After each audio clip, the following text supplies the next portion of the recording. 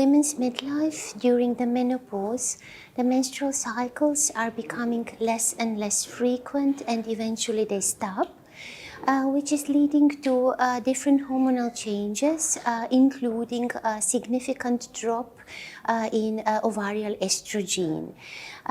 And during the menopause, as a consequence of these hormonal changes, women experience a range of different symptoms, including vasomotor symptoms, genitourinary symptoms, sleep issues, but also cognitive and psychological problems. And because of the increased longevity in Europe especially, typically a woman in Europe will spend 40% of their life in menopause. Now, Parkinson's disease is the second most common neurodegenerative disorder, and it presents with a set that is unique for each individual and also constantly evolving set of different symptoms, matter and non-matter. And in Parkinson's disease, there seems to be an important role of estrogen, and we know it from the epidemiological studies because Parkinson is much more frequent in men than it is in women.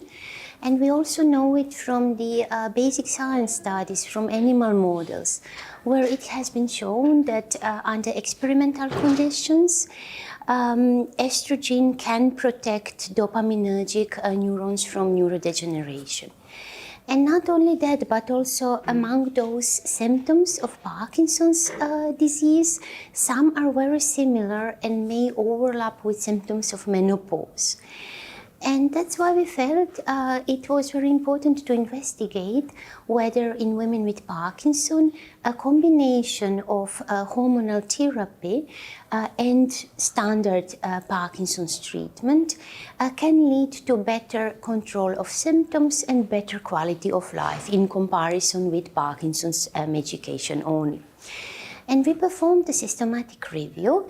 We screened almost 5,000 different publications and identified 18 relevant studies. And what we have seen here is that in accordance to the previous epidemiological data, women with Parkinson have a shorter reproductive fertile lifespan than women who don't have Parkinson, so they have a shorter duration of exposure to endogenous estrogen. And also there seems to be a negative correlation between the age at the onset of menopause and the burden of motor symptoms, meaning that in women with Parkinson who had menopause earlier, who entered menopause earlier, the burden of motor symptoms is more severe. Now, we were really interested in the question if we should recommend women with Parkinson to take hormonal therapy during the menopause and postmenopausal period or not. Here in the analysis, we have seen a trend in terms that women with Parkinson who were taking hormonal therapy seem to have milder motor symptoms than those who didn't, but this trend did not reach the statistical significance.